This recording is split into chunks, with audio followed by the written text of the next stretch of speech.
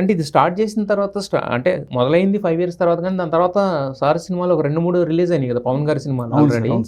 So అంటే pre ప్రొడక్షన్కి ఎక్కువ time పట్టిందా లేకపోతే ఎలా ఇది?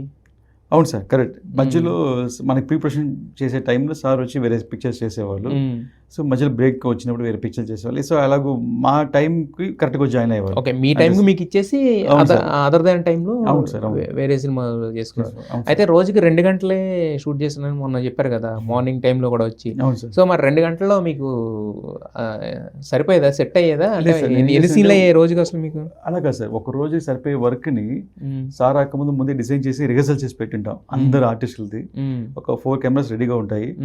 ఒక 1 day ఫుల్ వర్క్ని సార్ చాలా షార్ప్.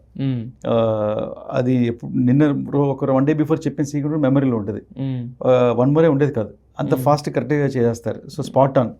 సో అందువల్ల ఒక రోజంతా ఉండి చేయాల్సిన వర్క్ ఒక 2 hours ఫినిష్ చేస్తారు, 2 hours 3 hours ఫినిష్ చేస్తారు. అవసరమైతే ఇంకో 1 hour కూడా ఎక్స్ట్రా ఉంటారు.